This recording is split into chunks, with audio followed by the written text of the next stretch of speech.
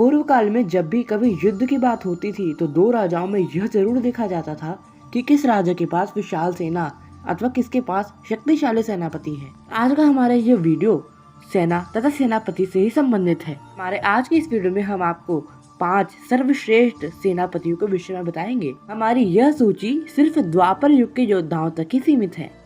तो स्वागत है आप सभी का आपके अपने YouTube चैनल हिस्ट्री डिस्कस में। यदि आप हमारे चैनल पर नए हैं और आपने हमारे चैनल को अभी तक सब्सक्राइब नहीं किया है तो कृपया जल्दी से सब्सक्राइब करें ताकि सनातन धर्म से संबंधित सभी वीडियोस की जानकारी आपके पास सबसे पहले पहुंचे। हमारी सूची पे 5वें स्थान पे है सूर्यपुत्र कर्ण और धृष्टद्युम्न जिसने महाभारत युद्ध में पांडव सेना का 18 दिनों तक नेतृत्व किया। धृष्टद्युम्न का जन्म ही आचार्य द्रोण का वध करने के लिए किया गया था। अग्नि से उत्पन्न हुए धृष्टद्युम्न समस्त कलाओं की युद्ध कला में बहुत अधिक पारंगत थे। इसी के साथ तरह तरह के सामूहिक हमले तथा युद्ध नीतियों में भी बहुत कुशल थे। अच्छे राजनीतिकार होने के साथ साथ एक बहुत बड़े सेना नायक भी थे। प्रभु की विशाल सेना के सामने जिस तरह से उन्होंने पांडव सेना का उपयोग किया था वे बड़ा ही काबिल सराहनीय था। धृष्टद्युम्न में बहुत ही चपल योद्धा होने के साथ साथ एक अच्छे एवं महान सेनापति थे। इस सूची पे दूसरे नंबर पे है कर्ण।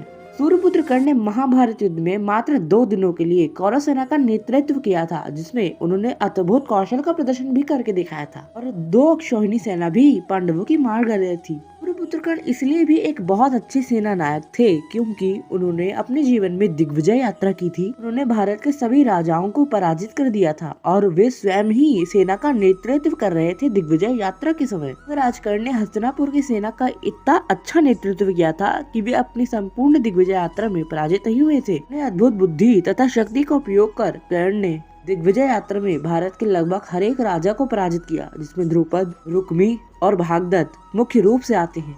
नंबर 4 के स्थान पे है जरासंध जो कि भगवान श्री कृष्ण का परम शत्रु तथा कंस का ससुर था। मगध जैसे विशाल साम्राज्य का राजा जरासंध एक बहुत ही शक्तिशाली योद्धा एवं बहुत ही चपल सेना नायक था। जरासंध स्वयं ही अपनी सेना का नेतृत्व किया करता था। यदि संख्या के बारे में बात करें तो द्वापर युग की सबसे विशाल सेना जरासंध के ही पास थी। जरासंध के पास 23 अक्षौहिणी सेना थी जो कि महाभारत काल की सबसे अधिक विशाल सेना मानी जाती है। इतनी विशाल सेना का संचालन स्वयं अकेले जरासंध किया करता था। मुख्य सेनापति के पद पर जरासंध स्वयं ही था। जरासंध ने इस छोटे छोटे राज्यों पर विजय प्राप्त की थी। अपनी सेना के अद्भुत संचालन से ही उसने बहुत बड़ा साम्राज्य खड़ा कर लिया था। समय इतनी विशाल सेना का संचालन करना कोई आम बात नहीं थी। श्री कृष्ण ने तो बलराम जी से ये भी कहा था कि जरासंध की मृत्यु भीम के ही हाथों निश्चित है।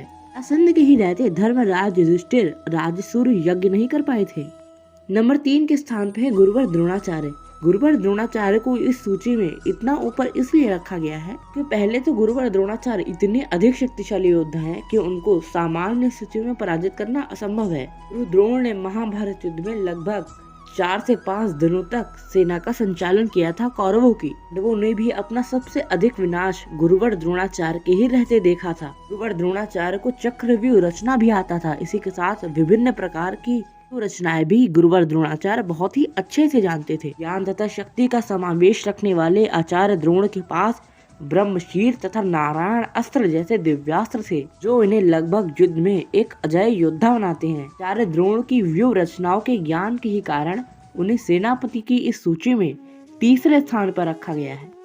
नंबर 2 के स्थान पे है महाबली बलराम जो कि स्वयं शेषनाग जी के ही अवतार थे।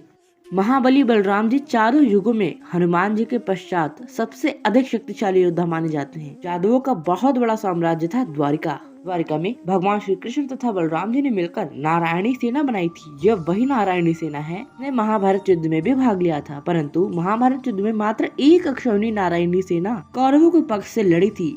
नारायणी सेना की लगभग कुल संख्या 7 अक्षौहिणी थी। नारायणी सेना को ही द्वापर युग की सबसे अधिक शक्तिशाली सेना भी माना जाता है। श्री कृष्ण के बड़े भाई बलराम जी ही इस सेना का नेतृत्व किया करते थे। बलराम जी के नेतृत्व में यह सेना एकदम अपराजित थी।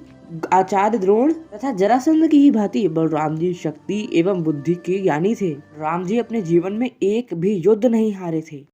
श्री बलराम के ही नेतृत्व में नारायणी सेना ने कलिंग, अंग, बंग, छेदी, कोसल, वात्स्य, शाद, काशी और प्रयाग ज्योतिषपुर जैसे अन्य राजाओं पे भी जय प्राप्त करी थी।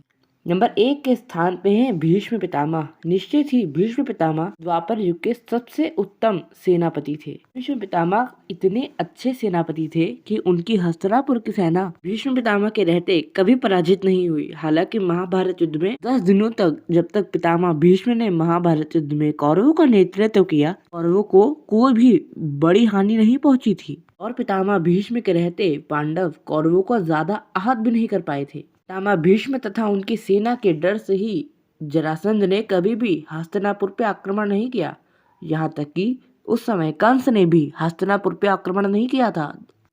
तो इसी के साथ हमारा यह वीडियो भी यहीं पे समाप्त होता है। अगर आपको हमारा यह वीडियो अच्छा लगा हो और आपने हमारे चैनल को अभी तक सब्सक्राइब नहीं किया है तो कृपया हमारे इस चैनल को सब्सक्राइब करें, पास में लगे बेल आइकन को अवश्य दबाएं, जिससे हमारी सभी वीडियोस की जानकारी आपके पास सबसे पहले पहुंचे। और हो सके तो इस वीडियो को शेयर अवश्य करें। यदि आप हमें इंस्टाग्राम पे फॉलो करना चाहते हैं तो इंस्टाग्राम आईडी का लिंक भी डिस्क्रिप्शन बॉक्स में है, आप वहां भी हमें फॉलो कर सकते हैं। तब तक के लिए आप सभी को जय श्री कृष्णा, जय श्री राम, हर हर महादेव।